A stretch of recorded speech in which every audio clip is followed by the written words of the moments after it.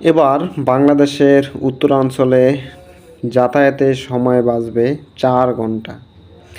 দীর্ঘদিন পর আবারও শুরু হতে যাচ্ছে বগুড়া সিরাজগঞ্জ ডুয়েট গেজ রেলপথ প্রকল্পের কাজ। প্রস্তাবিত রেলপথের ভূমি অধিগ্রহণের জন্য অর্থ বরাদ্দ দিয়েছে সরকার। প্রকল্পটি বাস্তবায়ন হলে রাজধানীর সঙ্গে উত্তরাঞ্চলে যাতায়াতের সময় বাঁচবে প্রায় ৪ ঘন্টা। দ্রুত কমবে ১১৫ কিলোমিটার।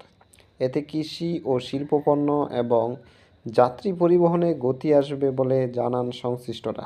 জানা যায়, সিরাজগঞ্জবাসীর দীর্ঘদিনের আন্দোলনের ফলে ২০১৮ সালে Bogura to Sirajganj dual gauge রেলপথ নির্মাণ প্রকল্প হাতে নেয় রেল বিভাগ। তবে পুরাতন রেলপথটি বন্ধ রেখে নতুন পথের নকশা প্রণয়ন করায় সিরাজগঞ্জ ও বগুড়া জেলায় ভূমি অধিগ্রহণ করতে হচ্ছে ৯৬০ একর। এর মধ্যে বগুড়ার অংশে ৫২ কিলোমিটার, রেলপথের জন্য ৫১০ একর ও সিরাজগঞ্জ অংশে ৩২ কিলোমিটারের জন্য ৭২০ একর ভূমি অধিগ্রহণ করতে হচ্ছে। সম্প্রতি এই প্রকল্পের জমি অধিগ্রহণ এগিয়ে নিতে সিরাজগঞ্জ অংশে ভূমি অধিগ্রহণের জন্য ৯৫০ কোটি টাকা বরাদ্দ পেয়েছে জেলা প্রশাসন। অধিগ্রহণের সব প্রস্তুতি শেষ করে ক্ষতিগ্রস্তদের দেওয়া হচ্ছে অর্থ বরাদ্দ। প্রকল্পটি বাস্তবায়ন হলে রাজধানীর সঙ্গে উত্তরের জেলাগুলোতে যাতায়াতের দূরত্ব কমবে ১১৫ কিলোমিটার। এতে আশার আলো দেখছেন পুরো উত্তরবঙ্গবাসী।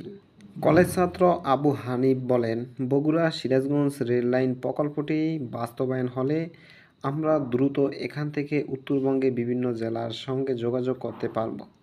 পাশাপাশি উত্তরবঙ্গে বিভিন্ন জেলার মানুষরা খুব সহজেই রাজধানীর সঙ্গে যোগাযোগ করতে পারবেন। সিরাজগঞ্জ চেম্বার অব কমার্সের প্রেসিডেন্ট সাইদুর রহমান বাচ্চু জানান, এই রেল যোগাযোগটি বাস্তবায়ন হলে এই অঞ্চলের ব্যবসা বাণিজ্যের প্রসারের পাশাপাশি রেল যোগাযোগ ব্যবস্থারও গতি আসবে। সিরাজগঞ্জ স্বার্থরক্ষা সংগ্রাম কমিটির সদস্য নবকুমার কর্মকার বলেন, পুরো প্রকল্পের মধ্যে ৯টি নতুন স্টেশন নির্মাণের পরিকল্পনা রয়েছে। এর মধ্যে বগুড়ায় ৪টি ও সিরাজগঞ্জে ৫টি স্টেশন। এছাড়া বগুড়ার রানীরহাট ও সিরাজগঞ্জ সদরে ২টি নতুন জংশন স্টেশন নির্মাণ করা হবে। তবে গুরুত্ব বিবেচনায় সিরাজগঞ্জের জংশনটি শহরের রায়পুরে করার দাবি জানান তিনি।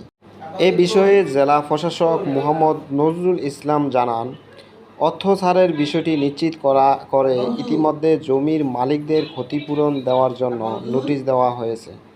Sirajganj to Bogura rail line প্রকল্পের ব্যয় ধরা হয়েছে প্রায় ১০,০০০ কোটি টাকা। আজকে এ পর্যন্তই। এরকম রেল সম্পর্কিত আপডেট তথ্য পেতে সাথে থাকুন। ধন্যবাদ।